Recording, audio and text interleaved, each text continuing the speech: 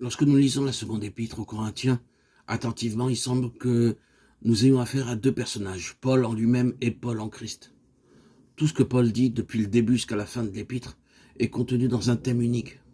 Il y a un seul principe qui sous-tend l'ensemble, et nous pouvons le résumer par ses propres paroles. Nous avons ce trésor dans des vases de terre. Dès le premier chapitre, nous voyons ce trésor dans des vases de terre. Jusqu'au dernier chapitre, nous voyons toujours le vase de terre qui demeure, car l'un ne va pas sans l'autre.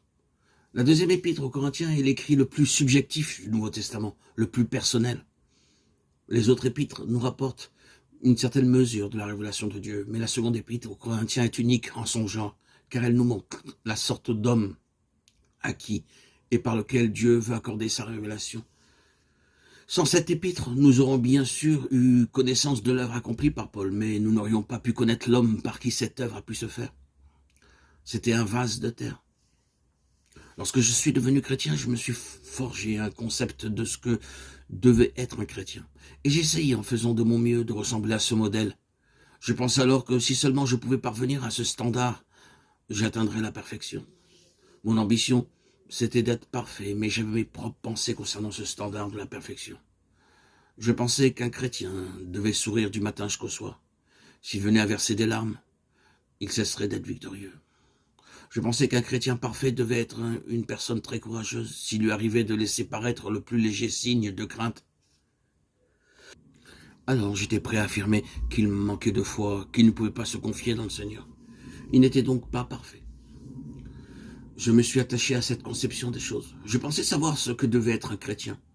Mais un jour, alors que j'y lisais dans la deuxième épître aux Corinthiens, je suis arrivé au passage où Paul disait qu'il était attristé. 6.10. Je fus arrêté, Paul était triste. J'ai réfléchi, j'ai poursuivi ma lecture, j'ai lu qu'il avait pleuré. J'ai alors pensé, se peut-il vraiment que Paul ait pleuré? J'ai lu qu'il avait été angoissé aussi, qu'il avait été perplexe. J'ai alors pensé, Paul a-t-il été angoissé? Paul a-t-il vraiment été perplexe? J'ai aussi lu ceci, nous avons été accablés à l'extrême au-delà de nos forces, de telle sorte que nous désespérions même de conserver la vie. J'étais étonné. Paul avait-il pu connaître le désespoir? Je n'aurais jamais pu penser qu'une personne comme Paul ait pu faire de telles expériences. Cependant, à mesure que je lisais, j'ai peu à peu pris conscience que les chrétiens ne constituent pas un nouvel ordre d'êtres angéliques et que Paul n'était pas tellement différent de nous. En fait, j'ai découvert que Paul était un homme semblable à l'homme que j'étais. Nous voyons un homme qui craint et qui cependant est fort, qui est entouré d'ennemis et qui n'est pas limité par eux. Il paraît vaincu sans cependant pouvoir être détruit. Nous pouvons remarquer sa faiblesse, mais il déclare que lorsqu'il est faible, il est fort. Nous voyons qu'il porte en son corps la mort de Jésus. Mais il dit aussi que la vie de Jésus se manifeste aussi dans son corps.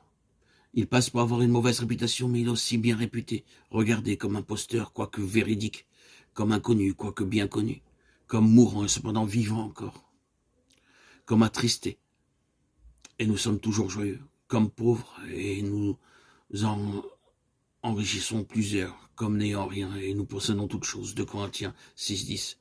C'est cela, un chrétien. Comprenons-nous ce que signifie être chrétien? Un chrétien, c'est une personne fondamentalement illogique. C'est quelqu'un qui réside un paradoxe.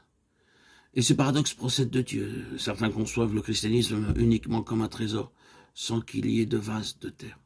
S'ils rencontrent le vase de terre quelque part, ils pensent qu'il y a quelque chose de faux. Mais la logique de Dieu est totalement différente de celle de l'homme. Voici la pensée de Dieu. Nous portons ce trésor dans des vases de terre. C'est pourquoi nous ne devons pas nous désespérer de voir encore le vase de terre. Dans son dessein, Dieu n'a pas désincarné le vase de terre. Il a placé son trésor dedans. C'est toujours dans le vase de terre que se trouve le trésor.